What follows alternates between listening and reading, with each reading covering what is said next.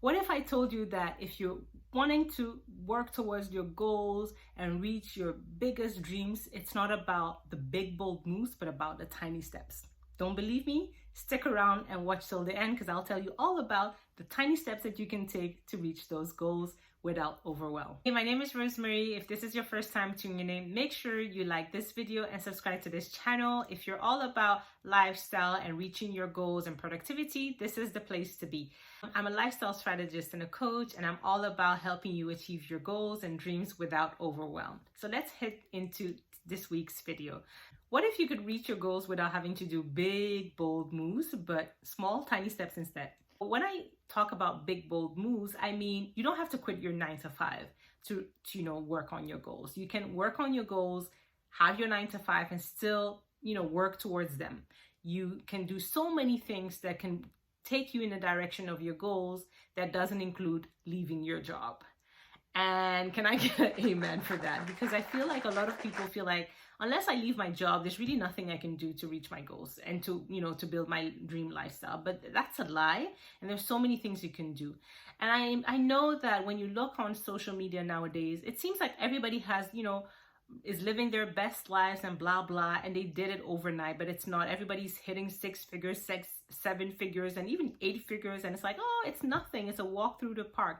People have been building this dream and this lifestyle for months and years, and you didn't see any of that. And so when people pretend that they reach this overnight, or when you think that they reach these goals and they're living this lifestyle and it's really happened overnight, you're missing part of the picture here. And I want to tell you that it's possible for you to do that with small, tiny steps that are not overwhelming at all, but that can still take you in the direction of your dream goals.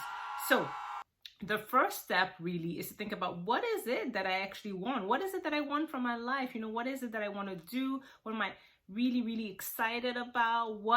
If money wasn't an issue, what would I want to do with my life? Think about that. Be as crazy as you want to be. Just think about that. And then the next step is to really assess your life, like track and see, is my life, the way I'm living my life currently, is it in alignment with what I say I want to be or have? And so I use the example of, if you want to save money, what is showing in your life right now that you're saving money? Honey, if you're buying takeout and you're always getting your coffee from, I'm not going to mention names, Starbucks or any other places, you're not going to be saving a lot of money. If you have a subscription on everything, Netflix, Amazon Prime and all these things, it's time to reassess and say, okay, what are the things that I can take out? So tracking and kind of seeing if your actions are in alignment with your goals. And the way you do that is, if it's not bringing you energy, if it's not bringing you money, if it's taking away energy, time, and anything from you that is not bringing you closer to your dream, you either block, delete, or cancel, So think about ways that you can do that. If you're in, this space where you're like, I really don't know what I want, and I really thought about it and it's just not coming up for me, one thing that I can advise you to do, which is another step, is to rekindle a passion that you had once. Could be passion for dancing, passion for painting, passion for photography, anything that you were really passionate about before, when you were young, or before you had kids or a partner, before you moved to a different city. What is it that you used to be so passionate about that, just the thought of it makes you super happy? For me, it used to be dancing, but for obvious reasons, I am not dancing as much now. But yeah, anyway, that's another story. So think about that. And if you don't have anything that comes up, could you try something else? Could you try a new hobby? And especially for Black women, we like to box ourselves in, and people like to box us in, like, oh, this is not for Black women, that is not for Black women. But honey, start doing the things that make you happy. Go do that thing where it's going to be awkward and you're going to be the only Black girl, because you're going to be the only Black girl regardless, right? Unless you live in Africa or a place where the majority of people there are Black. So do those things. Go learn how to do pottery or anything that you've been dreaming of doing, but you're like, I don't want to be the only Black girl there. You're going to be the only Black girl. So just get over it and do it.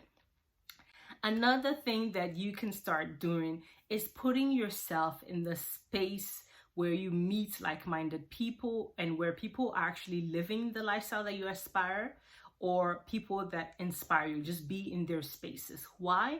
first way is that you're going to learn a lot from them, from the way they do things, and you're going to meet other people like them, and so you're going to create kind of a tribe of like-minded individuals. So that's great. A second way that this is going to help you is you're going to be offering help, working with them, alongside them, to learn the way to do things, because the worst way to learn how to do something is to learn through books only.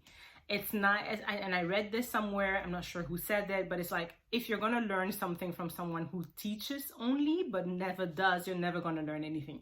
Learning happens on the ground. And so if you want to learn something, go into those spaces where people are actually doing what it is that you want to do. Go be in spaces where dancers hang out and they dance for nothing. They're just freestyling. You want to sing, go into places where people sing, go open mics, go to events like that, so that you can be invited to go on stage and share your magic with the world. So just be in those spaces to learn from them and to improve your skill. The next step is really for you to just put yourself out there. And it's similar to the previous step, but it's not just like I'm going to put myself out there so I can learn from other people and just be surrounded by them, but I'm going to put myself out there as a person who does this. And so I want to use the example of a dancer or an actor. So a lot of people are into acting or singing or dancing, but it's like, they don't really want to say it. So they may introduce themselves as, saying what they do as a 9-to-5. So I'm an accountant. And there's nothing wrong with that, right? But if you're a dancer as well, or you're a photographer or anything else, why don't you share it? And people feel like, oh, if it's not like bringing me big money, then I'm a fraud, literally. So I shouldn't say that I do that. But it's something that you enjoy and it's part of your identity. So one thing that I would say is start putting yourself out there and include your whole identity. And things change, people evolve, and what you were doing yesterday, you may not be doing now. What you're doing tomorrow, you may not be doing. So it doesn't really matter, but the trick is put yourself out there virtually and physically, like in real life. When you introduce yourself, start including those keywords that represent your passions, your skills, or things of interest. And so do that on social media, on your IG, for instance, very limited characters. Hey, but you could start putting those keywords there. What's that going to do for you in real life, but also on social media? It's going to attract like-minded people, and it's going to allow you to declutter your feed, because if you notice there are people that you're following or that keep popping up on your feed that have nothing to do with those things, delete, block, cancel. Why are you following people that are not bringing any value to your life? You're not learning from them. They're not inspiring you. You don't aspire to be like them. So why are you looking at them? So it's really important to assess all those things. So a little recap here: figure out what it is that you really, really, really want. Track to see if your actions tally. Are they aligned with that dream? If yes, great. If not, reassess. Third thing would be, if you don't know where to start with an old flame. No, really, don't go to an old flame, but rekindle the passion of an old, hobby or anything like that, or try something new. Yes, even if you're going to be the only Black woman there, or the only whatever, the only man, and it's a female space, you're only whatever, just try it out. Put yourself out there. Next is definitely put yourself out there. Go into those spaces where you can meet like-minded people and where you can improve your skill, because you can only learn something by doing and not from books only. That's just not gonna work. And lastly, change your bio, change the way you introduce yourself, add a little bits and pieces of your interest, skills, and passion. I hope you enjoyed this video. If you liked it, make sure you hit the thumbs up and share it with someone else. And don't forget to subscribe to this channel. I'll see you next time. Bye.